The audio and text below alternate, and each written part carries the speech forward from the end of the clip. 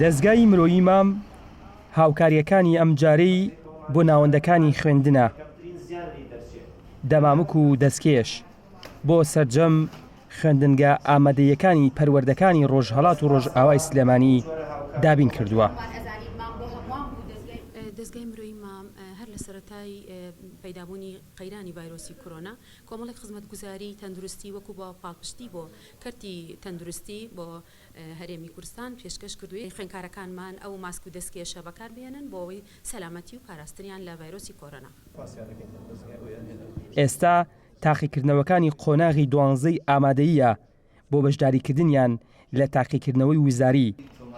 کۆرۆنایش هەیە.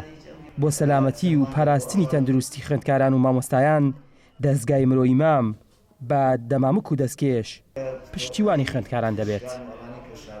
ئەو پێداویستیانە زۆر پێویستن بۆ خوێندکاران لە کاتێکا لەوانەیە خوێندکار توانای مادی ئەوی نەبێت کە بتوانێت ئەو پێداویستیانە دابین کە قوتابخانەکان و خوێندگاکانیشمان ئەو توانە مادیان نییە کە بتوان بۆ هەموو خوێندکارێک دەمامک و دەستکێش دابین بکەن.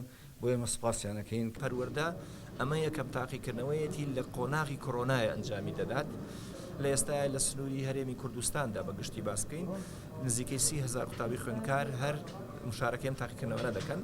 سوپاسی دەستگای مرۆیی مامەکەین کە هاتن بە دەنگمانەوە کە بڕێک لە دەمامک و دەستکێشیان بۆ دابینکردن. ئێستا بە سوپاسەوە لە بەڕێوەبەرێتەکەمان تەسلیمی بەڕێوەبەرەکانی دەکەین بۆی ئەو چەند ڕۆژی تاقیکردنەوەی کەماوە ئەگەر قوتابی خوێندکارێک نەیتوانی ئەوە یاخۆ بەبێ دەستکێش دەمامبێ ئەوە بەکاربهێنێ بۆ ئەوی دوورکەونەوە لە مەترسی ڤایرۆسی کۆرۆنا.